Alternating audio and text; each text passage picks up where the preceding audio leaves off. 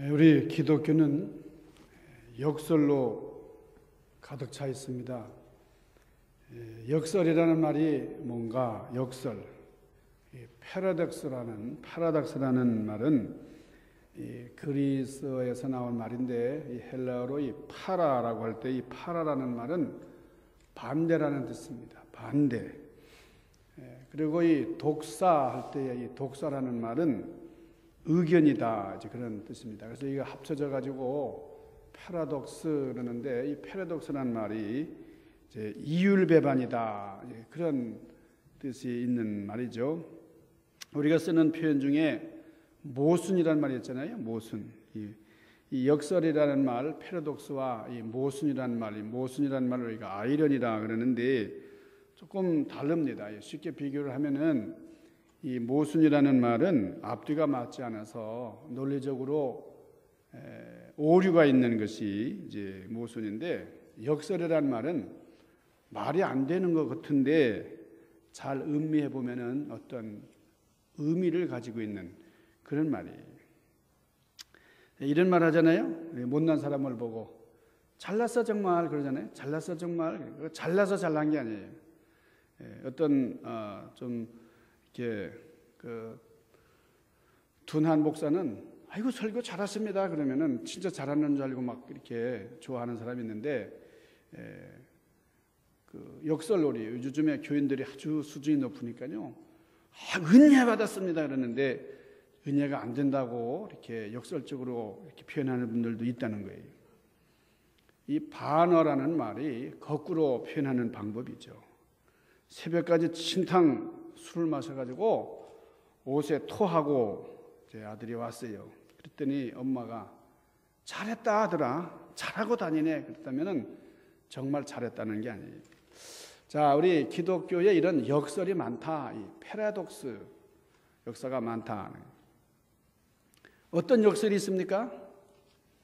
우리가 죽어야 산다, 낮아져야 높아지고, 포기해야 얻고, 약할 때 강함이고, 70번에 7번씩 용서하는, 그리고 오른뺨을 얻어맞으면 왼뺨도 돌려대고, 오리를 가자 그러면 십리를 기꺼이 가라, 나를 핍박하는 자를 축복하라. 여러분 이거 뭐예요? 이거 할 수 있어요?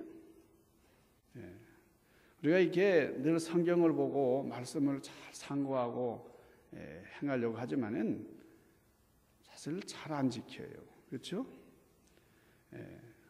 낮아져야 높아진다, 포기해야 얻는다.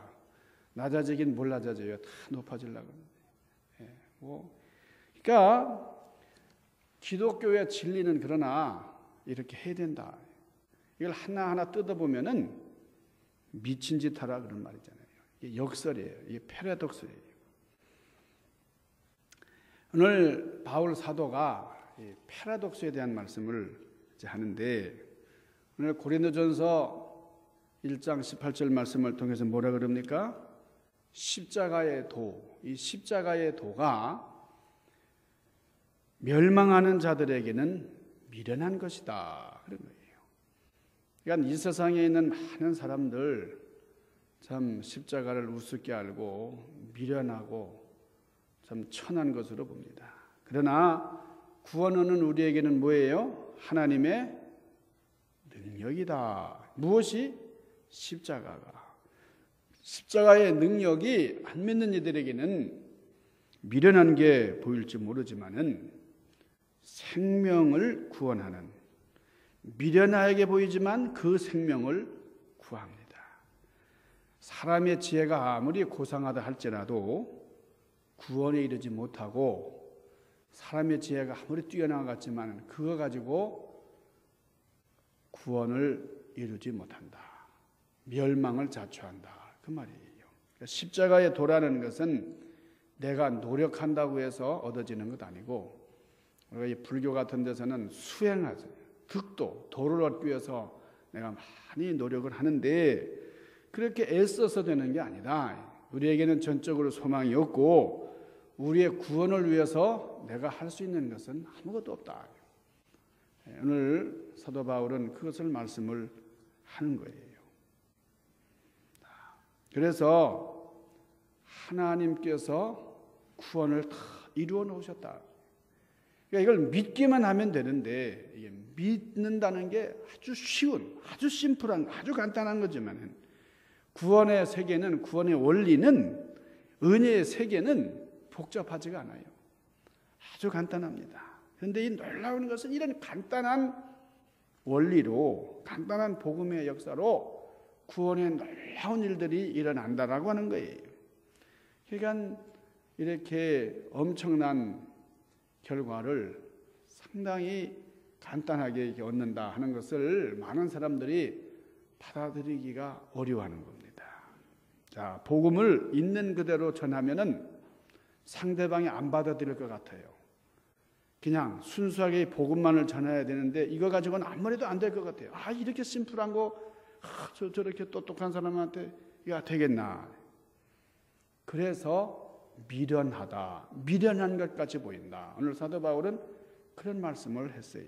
엉성해 보이고 참 지성적이지 않고 아주 참 어리석은 논리같이 보인다 그 말이에요.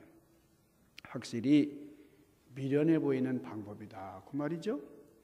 그러나 이 미련한 방법을 통해서 구원의 역사가 일어난다 하는 겁니다. 내가 굉장히 유식한 말을 하면은 어떤 역사가 일어날 것 같지만은 아니에요.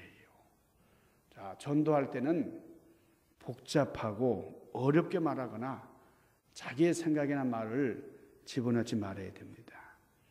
누가 전도의 미련함을 나타냅니까?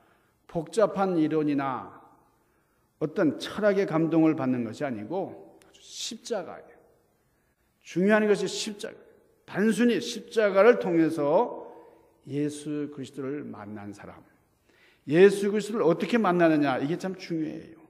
십자가를 통해서 내 인생을 흔들고 다 쏟아 넣을 수 있는 그 십자가를 만난, 십자가의 예수를 만난 그런 사람. 자, 우리가 성경 공부를 열심히 해서 인생이 변하는 경우는 많지 않아요.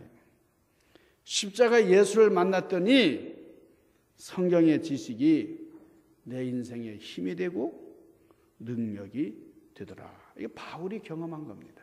바울이 이런 것을 체험한 다음에 자기의 그 체험적인 얘기를 말씀을 하는 거예요.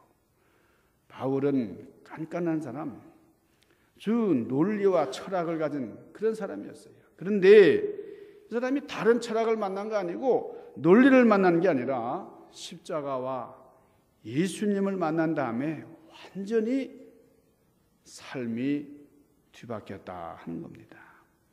진리의 빛이 자신의 영혼을 파고 들어왔을 때에 이 사람 눈이 멀어버렸어요. 그 십자가의 영광스러운 광채에 그만 눈이 멀어버렸어요. 이 다메섹 도상에서 십자가의 예수님을 만나고 눈이 멀었다. 그리스도 십자가 안에서 밀려오는 풍성함, 거기서 빠져나올 수가 없는 거예요. 완전히 십자가에 속한 사람이 되었습니다.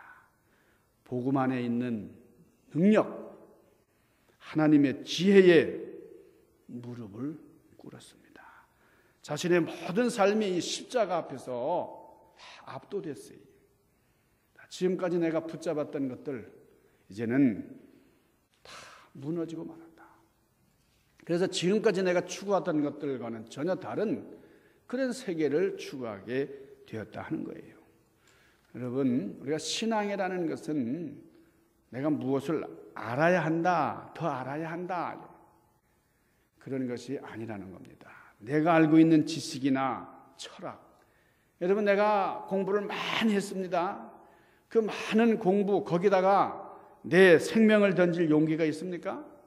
지식을 많이 습득한 사람이 그 지식 때문에 죽냐고요.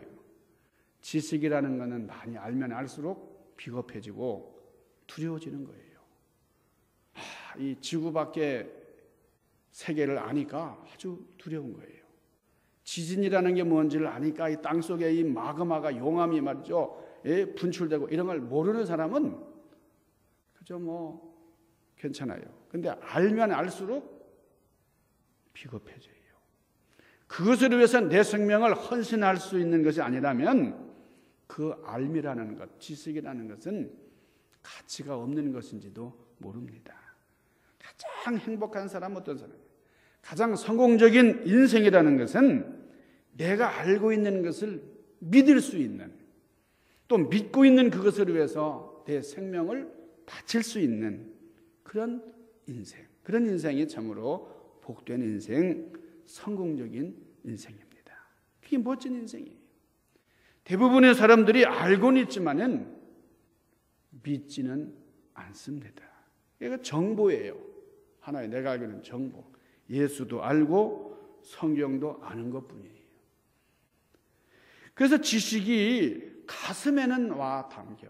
그런데 이제 삶으로 연결되지를 못합니다. 여러분 그 심리학 용어 중에 도마도 효과라는 것이 도마도, 터메이도 이펙트라는 것이 있어요. 이게 무슨 뜻이죠?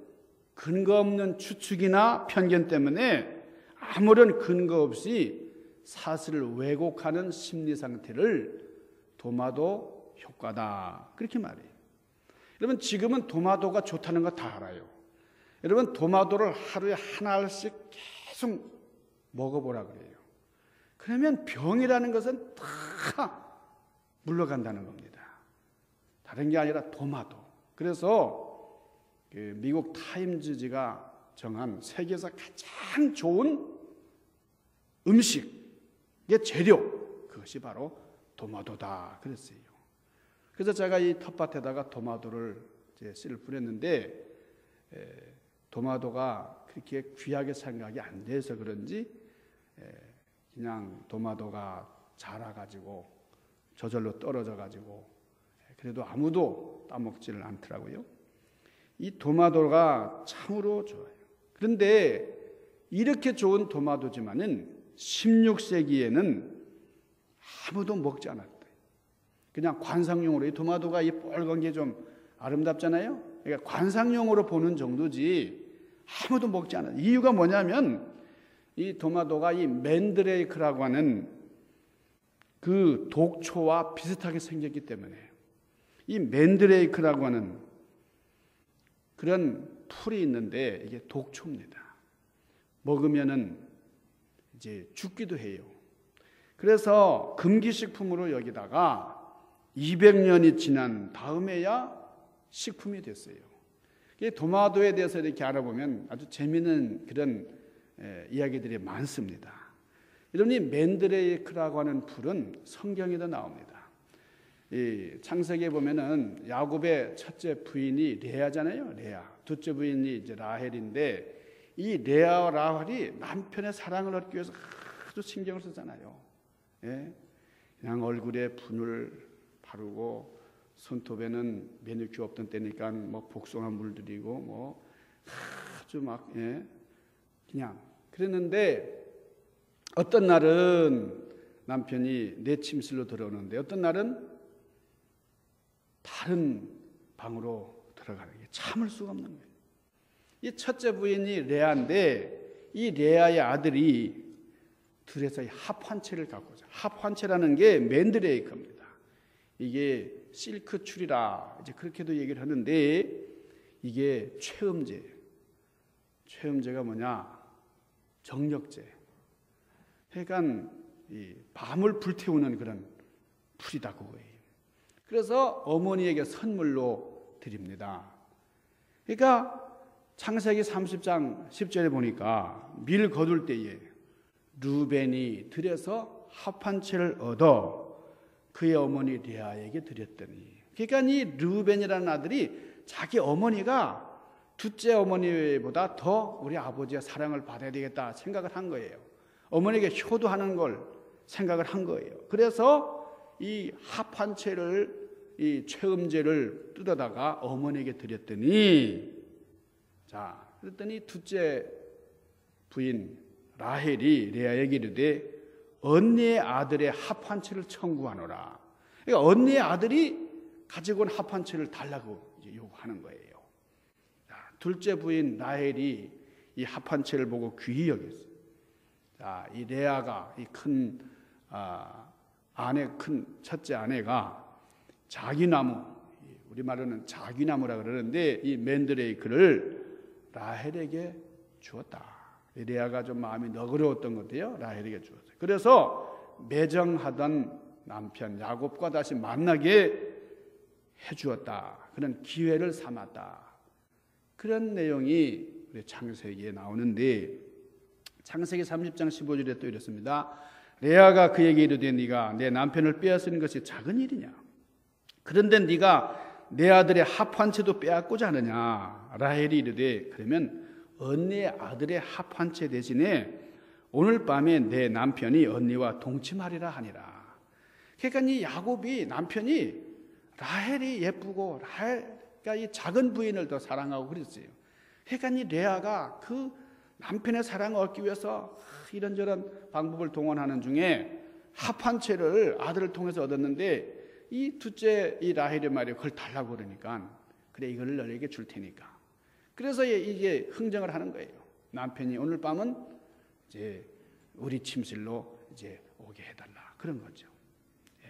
또 창세기 30장 16절에 보니까 저물 때 야곱이 들에서 돌아오매 레아가 나와서 그를 영접하며 이르되 내게로 들어오라. 여기 성경에는 내게로 들어오라 했지만 그렇게 남편한테 내게로 들어와라, 어떤 남편이 가겠어요? 어서 오세요, 이런 거죠. 어서 오세요, 들어오세요, 저에게 오세요. 내가 내 아들의 맨드레이크를 당신을 위해서 샀습니다. 그 밤에 야곱이 그와 동침하였더라. 그러니까 이 합한채라는 거, 이게 최음제. 이걸 먹으면은 남자는 여자 생각이 나고 여자는 남자 생각이 나는 그런 최음제라는 거예요. 근데 이 모양이 사람의 손가락처럼 생겼다. 그래서 이 마법 의식을 하는 사람들이 사용을 하는 풀입니다. 그래서 오늘날에도 그 인종차별주의 단체, 이 오디니즘이든 거기서 주문을 외우고 주술을 걸고 말이에요. 그런 데서 이 맨드레이크를 사용을 한다, 그겁니다. 그리고 위카라고 하는 신흥 종교에서도 의식을 행할 때 이 맨드레이크라는 풀 앞에다 놓고 이렇게 사용을 한다. 그러니까 이 풀이 토마토랑 비슷하니까 아무도 그 토마토를 먹을 생각을 못한 거예요. 뭐 요즘처럼 뭐 과학적으로 뭐 연구실에서 이렇게 실험을 하는 시대가 아니니까. 그래서 이 16세기 사람들은 이 토마토를 먹으면 죽는다, 우리 몸에 독이 들어가서 열이 나가지고 급사한다, 그렇게 생각을 했기 때문에 아무도 먹는 생각을 못했어요. 오랜 세월 토마토를 관상용으로 재배할 뿐이었다 하는 거예요. 여러분, 한국에서는 이 토마토를 과일로 생각하잖아요. 과일. 그래서 설탕에다가 찍어 먹고 뭐 그래요. 설탕에다 찍어 먹으면 효과가 없어요. 이 설탕을 분해하는데 이 토마토에 있는 중요한 성분이 사용되기 때문에 정작 우리 몸에 들어오는 그 영양원이 다 이제 소비되고 낭비되고 만다, 그거예요. 그래서 이 토마토의 빨간 그 색소, 그 빨간 토마토가 좋은 건데요. 여러분, 이 푸른 토마토는 먹으면 안 돼요. 왜냐하면 이게 독이기 때문에 이게 더 손해 봅니다. 그러니까 모든 그런 야채는 푸른 것보다 빨간 게 좋은 거예요. 빨간 것이 훨씬 좋은 거예요. 자, 그래서 익어가면은 빨갛게 돼요. 고추도 빨간 고추. 여러분, 푸른 고추를 이제 가루 내 가지고 김장 담그는 그런 바보 주부는 없죠. 그러니까 고추도 빨갛게 익어 태양에다 말려 가지고 익게 돼. 자, 이 리코펜이라는, 그다음에 베타카로틴이라고 하는 것이 토마토 안에 많이 있는데 여기다가 열을 가하면은 이게 한 7배 이상 더 좋은 그런 리코펜을 생산한다는 거예요. 여러분, 우리 몸에는 산소가 필요합니다. 산소가 필요한데 산소가 이제 너무 많이 이렇게 돌다가 이게 찌꺼기가 되면은 이게 사람을 늙게 만드는 거예요. 예. 지금 제가 이렇게 나이보다 훨씬 늙은 게 산소를 너무 많이 공급하니까 산소 찌꺼기 배출이 안 되네요. 그걸 항산소라고 하잖아요. 항산소. 근데 항산화 물질을 다 잡아먹는 게 토마토에 있는 리코펜입니다. 그래서 우리가 이 토마토를 이제 사다가 국에도 넣어 먹고 찌개에도 넣어 먹고 그냥 자주 먹으면 좋겠어요. 그러면 제가 병원에 신방 갈 일이 없을 것 같아요.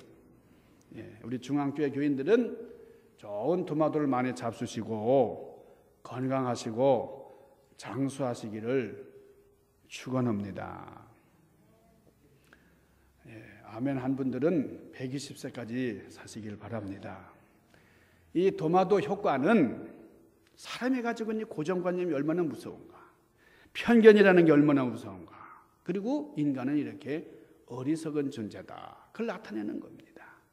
그래서 심지어 이 미국에서는 이게 위험하니까 텃밭에서도 재배하면 안 된다, 이렇게 법으로 금지까지 했다는 거예요. 그런 법령까지 했었다는 거예요. 그러니까 어떻게 토마토를 먹어요? 그러니까 1820년에 뉴저지에, 저 미국 동부의 뉴저지에 있는 존슨이라는 대령이 이 금지 명령에 반대해가지고 시위를 했습니다. 그러니까 사람들을 많이 불러 모아놓고 내가 죽으면 죽으리라, 그리고 시식을 한다고 광고를 냈어요. 그때 사람들이 아유 불쌍한 사람 죽겠네, 구경이나 가보자, 그러고 이제 모여들었어요. 자, 이 존슨이 토마토를 하나 법석 이렇게 입에다 넣으니까 기절한 여자들도 있었다, 이 기록에 나와요. 그 정도로 이 토마토 사건이 엄청난데, 그런데 계속 한 알 먹고 두 알 먹고 세 알 먹고 자꾸 먹었는데 괜찮다 이게요. 그런데 32알 딱 먹고 나서 그 다음에 문제가 생긴 거예요. 설사가 나가지고 화장실로 가면서 그 시식 대회는 끝났는데 이 토마토도 너무 한꺼번에 많이 먹으면 설사는 납니다. 그러나 몸에는 상당히 좋은 것이다. 그래서 여러분 이 토마토를 그때부터 많이 연구하고 이렇게 들여다보니까 최고의 식품이다, 그거예요. 여러분 우리가 좋은 의견을 가지고 좋은 생각을 했는데 상대방으로부터 오해를 받을 수 있고 또 비판을 부당하게 받을 때도 있어요. 자, 오늘 십자가라는 것이 뭐예요? 십자가 복음이 아주 부당하게 대접받고 십자가가 우리 교회의 상징이며 우리 진리의 핵심이에요. 그런데 이 십자가를 바로 설명하고 자랑하는 것이 얼마나 중요한 것이냐. 여러분 우리가 제대로 믿고 세상 사람들에게 십자가의 복음을 바로 전하는 그런 지혜로운 성도님들 되시기를 주님의 이름으로 간절히 축원합니다. 자, 십자가가 멸망하는 사람들에게는 어떻게 보인다고요? 미련한 거예요. 미련하게 보이지만은 우리 구원을 얻는 부르심을 입은 우리에게는 십자가가 우리에게 진정한 진리, 복음, 구원받는 통로다. 근데 이게 믿지 않는 사람들에게는 아무 유익이 없어요. 자, 이 십자가의 도는 능력입니다. 디나미스라 그래요. 다이나마이트란 말이 여기서 능력이라, 큰 파워라는 거예요. 그래서 이 십자가가 있는 곳, 십자가가 가는 곳에 성령의 능력이 나타나고 봉사가 나타나고 충성이 있습니다. 이 십자가가 사람을 변화시킨다고 해요. 그래서 바울 사도가 그냥 이 십자가를 만난 그 다음부터 완전히 삶이 바뀌었어요. 그러면서 나는 나의 욕심을 십자가에 못 박는다. 그래 고백을 하면서 나는 날마다 죽노라, 날마다 죽노라 그랬어요. 또 십자가는 하나님의 지혜입니다. 여기 19절에 보니까 기록된 바 내가 지혜 있는 자들의 지혜를 멸하고 총명한 자들의 총명을 폐하리라 하였으니, 또 20절에 보면 지혜 있는 자가 어디 있느냐, 선비가 어디 있느냐, 이 세대의 변론자가 어디 있느냐, 하나님께서 이 세상의 지혜를 미련하게 하신 것이 아니냐. 그래서 여기 21절은 말씀을 합니다. 하나님의 지혜에 있어서는 이 세상이 자기 지혜로 하나님을 알지 못하므로 하나님께서 전도에 미련한 것으로 믿는 자들을 구원하시기를 기뻐하셨도다. 할렐루야. 여러분 전도는 뭐라 그랬어요? 미련한 방법 중에 하나다는 거예요. 그러나 이 미련한 방법, 전도를 통해서 구원받기를 기뻐하시는 하나님이시다 하는 겁니다. 우리가 전도하자 그렇지만은 전도하지 못하는 진짜 이유가 둘 있어요. 하나는 예수 그리스도가 없기 때문이에요. 그의 마음속에 십자가의 능력이 없기 때문이다. 오늘 여기 24절 말씀이 그렇게 증거를 합니다. 오직 부르심을 받은 자들에게는 유대인이나 헬라인이나 그리스도는 하나님의 능력이요 하나님의 지혜니라. 이 도마도 효과처럼 십자가를 거부하는 사람들이 있어요. 얼마나 안타까운지. 요즘 우리 대학가에서 공부 많이 하는 사람들, 이론적으로 무장한 사람들, 저 교회 십자가 이러면은 그거 왜 가야 되냐고 말이에요. 왜 우리가 골치 아프게 하냐고. 여러분, 그들의 마음이 열리고 복음을 듣고 믿도록 기도해야 됩니다. 그러니까 우리가 설명하고 무슨 논쟁하고 그게 믿는 게 아니고 성령님께서 듣는 사람들의 마음과 눈과 귀를 열어주실 때에 그때에 구원의 역사가 임한다라는 거예요. 여러분, 칼 막스라는 사람이 뭐라 그랬어요? 종교는 아편이다. 이 종교라고 말할 때 특별히 기독교를 지칭합니다. 자, 오해한 말이죠. 칼 막스가 제대로 알고 한 말이 아니에요. 그렇지만은 칼 막스가 뭘 알고 있는 것 같아요. 어느 정도는. 자, 칼 막스가 볼 때에 우리 기독교는 어느 정도 좀 뭔가에 미쳐 있는 거예요. 자, 공산주의로 도무지 잡을 수 없는 집단이 기독교입니다. 여러분, 북한 정권도 이 기독교를 얼마나 무서워하는지 몰라요. 아편과도 비교할 수 없는 그런 강도의 힘이 이 복음 안에 감춰져 있다는 거예요. 여러분, 여러분의 신앙의 진위를 한번 확인해 보시기 바랍니다. 우리가 교회에 와서 기독교 문화가 이런 것이로구나. 이렇게 생각하기 전에 우리가 하나님의 지혜, 하나님의 능력, 하나님의 사랑이 농축된 이 십자가를 만나야 한다는 거예요. 이거 없이 교회 다니고 이거 없이 봉사하는 거 아무런 의미가 없다는 거예요. 기독교가 문화가 돼버렸어요. 그래서 그냥 이게 처리되니까 이렇게 해야 되고 이런 식으로 이렇게 살아야 되는 거구나. 여러분, 하나님께서는 지금도 십자가를 통해서 구원의 역사를 허락하시고 우리의 삶 가운데서 하나님의 특별하신 섭리가 있습니다. 하나님의 분명한 계획이 있습니다. 그 안에서 차근차근 구원의 역사를 이루어 가신다는 거예요. 그래서 바울은 내가 복음을 부끄러워하지 아니하노니, 여러분 로마서에 보면은 그랬어요. 많은 사람들이 복음을 부끄러워하는데 이 복음은 모든 믿는 자들에게 구원을 주시는 하나님의 능력이 됩니다. 내가 복음을 자랑한다고요. 내가 이 세상에서 붙들고 있는 이념이나 철학이나 모든 사상 이런 경험이 다 지나가고 말아요. 시간이 지나면 그냥 흘러가 버려, 낡아 버려. 그러나 십자가의 복음은 영원합니다. 여러분, 진지하게 십자가 앞에 서시기를 바랍니다. 내 반응이 어때요? 아직도 거리끼는 게 있어요? 미련하게 보여요? 십자가가 부끄럽습니까?